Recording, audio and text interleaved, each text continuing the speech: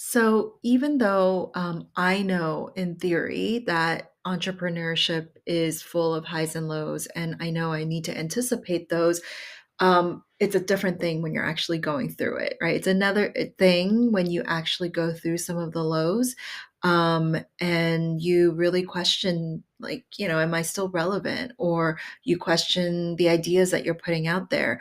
But then to know that there's going to be a high that comes or anticipate that as well. It's really hard. It's really hard.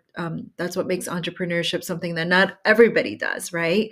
Um, I think when I think about it, I've definitely had moments where, maybe projects didn't land the way I wanted, right? I question if I was even good enough at this work anymore, right? But then, a past client might reach out telling me how much my work had really shaped their organization and has really impacted them. I've also had partnerships kind of fall apart. These are people I'm collaborating with. And, I've also then met amazing collaborators that make my work so much better than I could have ever imagined. And some of those collaborators are still, in my trusted circle today. And then, as an entrepreneur, I often worried about things like pricing and being valued or undervalued, right? And but then I've also had people very much happily pay the price that I've asked for. And so I think for me and hopefully for you to understand that for every low there is going to be a high. And I think what you're setting out to do, you have to have faith in yourself and you have to keep going, and recognize that the highs will always come back around. So with that, I have a few tips on anticipating highs and lows. So, the first tip I have for you is to reframe rejection. I think as entrepreneurs, we're at some point, and many times, we're going to hear no.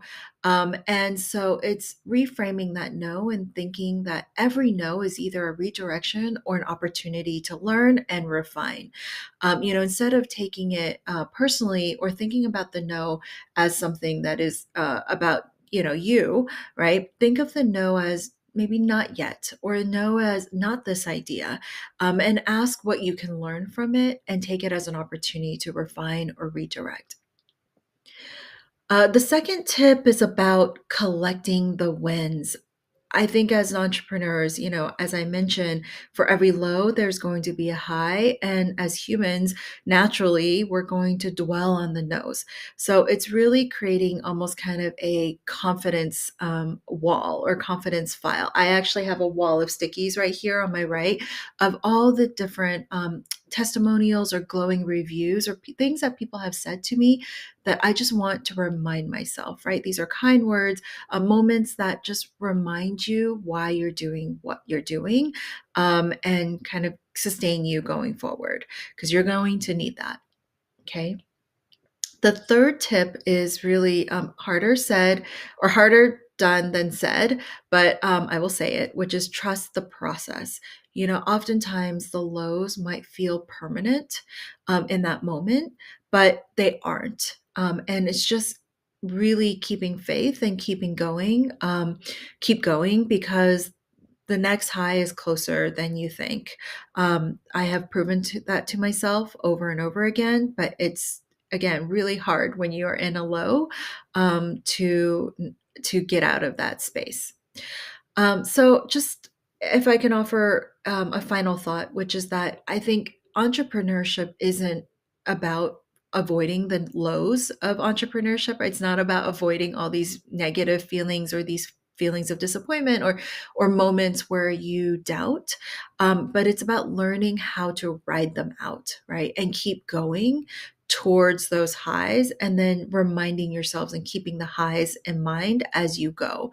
And if you're in a tough moment, just remember, the next email, the next opportunity, or the next kind of breakthrough might just be around the corner. I think optimism is required as an entrepreneur.